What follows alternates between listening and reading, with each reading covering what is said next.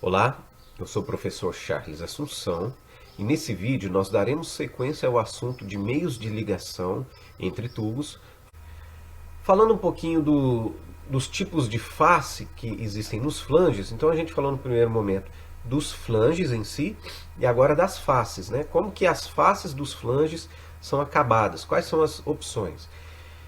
A gente tem a primeira aqui é com ressalto, então veja que aqui está a face do flange e tem um ressalto aqui, tem um degrau e naturalmente ele vai ser montado, o outro flange do outro lado ele tem que ter essa mesma configuração. E a vedação, o contato entre esses dois elementos vai acontecer nessa face aqui. Esse ressalto ele aumenta a quantidade de material aqui e permite também o arredondamento do raio, o aumento do raio aqui, conferindo um aumento da resistência mecânica. Esse ressalto ele pode ser entre 2 e 7 milímetros, quanto maior o ressalto, maior a pressão que o tubo pode ser submetido, que esse flange ele pode ser submetido. E aqui entre os dois flanges vai ter um elemento de vedação, um anel de vedação, uma junta de vedação. A gente tem o tipo plano, então toda essa face aqui é plana, ele vai ter uma resistência menor do que esse aqui, mas ele também é mais barato. Nós vamos ter a junta com anel, ele ao invés de ter simplesmente o ressalto, ele vai ter o ressalto e ainda vai ter uma cavidade aqui. Ó. Vejam que ele tem uma cavidade para colocação de um anel, então ele vai conferir uma boa vedação. Nós temos as faces macho e fêmea, então um dos lados ele tem o ressalto e o outro lado ele vai ter uma cavidade. E aí entre o ressalto e a cavidade é colocado um elemento de vedação também. Ele oferece uma boa resistência e é aplicável especialmente para onde existe fluidos corrosivos ou que o material de vedação não pode ter contato, porque esse encaixe macho-fêmea impede o contato do elemento de vedação com o fluido aqui, ou reduz bastante esse contato. Agora, essa configuração ela também tem um custo mais elevado.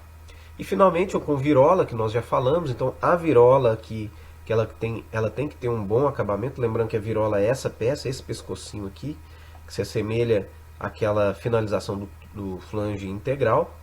E, como eu disse anteriormente, esse flange ele pode ser de um material inferior, porque ele não vai estar submetido, ele não estará em contato com o fluido aqui, caso seja um fluido corrosivo ou que tenha alguma incompatibilidade. E o faceamento, o contato vai acontecer nessa face aqui, e aqui vai estar os elementos de vedação. Aqui só para mostrar uma imagem do flange com ressalto, que é o flange mais comum, que provavelmente você pode ter contato com ele na sua vida profissional.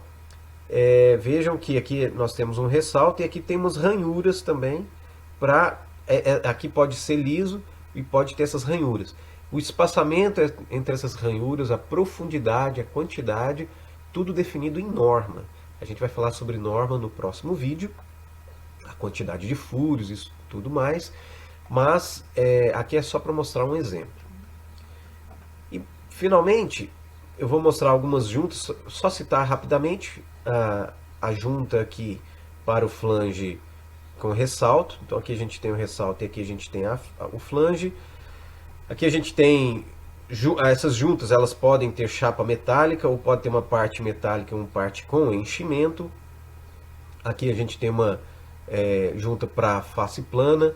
Aplicações muito simples, de baixa pressão, com fluidos como água ou ar comprimido. Essas juntas podem ser até de papel, a gente tem um material que se chama normalmente papelão hidráulico. Então, de fácil manipulação, de baixo custo, não tem grandes segredos para manipulação e aplicação desse material. E junta de anel, a gente tem o formato desse anel, alguns formatos, o mais conhecido é o formato que a sua seção transversal é um círculo, então é chamado de O-ring, né, anel tipo O, mas existem outros formatos também. E aqui mais algumas... acabei trazendo aqui o exemplo do O-ring, junta de papelão hidráulico, junto com borda, aquela que tem a parte metálica e a parte de enchimento, a parte de papelão, e a junta metálica com enchimento, aquela completamente fechada, que nós vimos no slide anterior. Com esse slide, então, eu finalizo esse vídeo, que teve como objetivo principal apresentar os tipos de flange, ou aqueles mais comuns, e algumas características e aplicações de cada um deles, e falar um pouquinho também da face e das juntas para esses flanges. Eu espero que tenha ficado claro. No próximo vídeo eu vou falar um pouquinho a respeito da norma que rege, que determina, ou das normas que determinam características como pressão que ele pode ser submetido, dimensões e assim por diante.